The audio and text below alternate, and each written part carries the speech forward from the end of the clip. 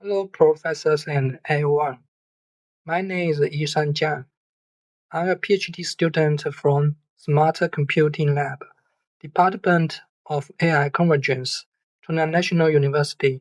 Today, I want to share the topic long-term cognitive prediction in Parkinson's disease based on clinical features and deformation morphometry. Parkinson is the second most common neurodegenerative disorder after Alzheimer's disease. Patients with Parkinson's disease often experience motor impairments. Research showed that at a different stage of the disease, patients also frequently have non-motor symptoms such as autonomic nervous system symptoms, depression, loss of sense of smell, sleep problems, and trouble thinking and focusing, such as cognitive decline or dementia. So in this study, we want to explore a deep learning method using multimodal data to predict the long-term cognitive decline. The data available for predicting Parkinson's disease mainly include clinical genetic data, biomarkers, neuroimaging.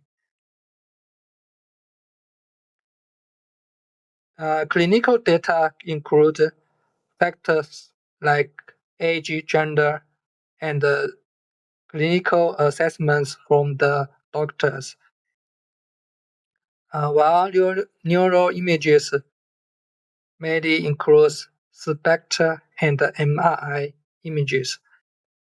In this study, we used clinical data and MRI images. All of the raw data are from PPNI dataset. We first performed the DBN on the raw MRI images. Then it was independent component analysis. Based on the ICA results, we selected the most important components and fed them into the multi-layer perception. Clinical features are also be concatenated. The output is the cognitive trajectory over 4 years. Firstly, we labeled each participant's 4-year cognitive trajectory based on the MoCA scores, so we can transform the progression to the classification problem. Trajectory 1 had a higher MoCA scores at baseline and keep stable over 4 years. And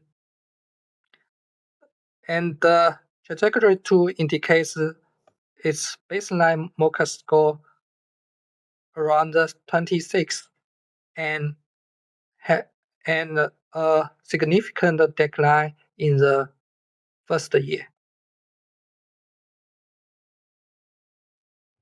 We didn't do much work on the selection of the clinical data and just followed these two papers to include the important features. They are strongly associated with the MoCA scores.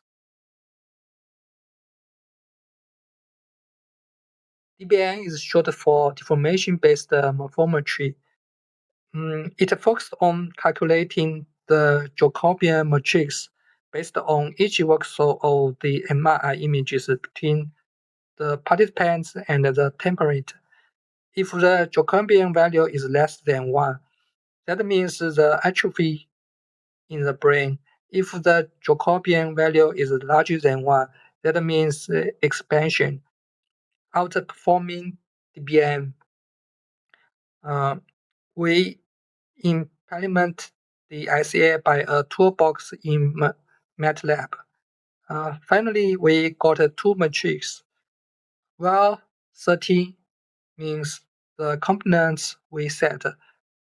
4.6 billion million means the number of worksource. 216 means the number of the participants.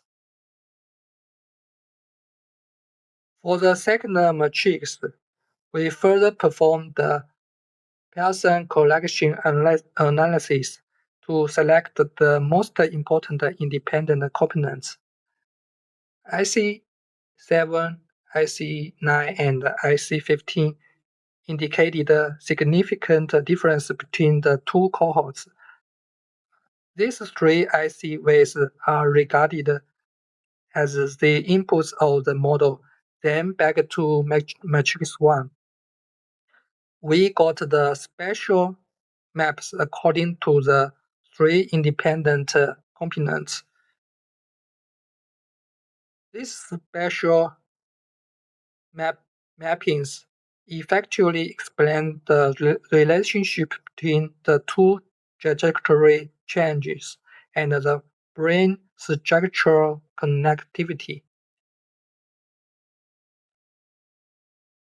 We found that the multimodal model had the best performance.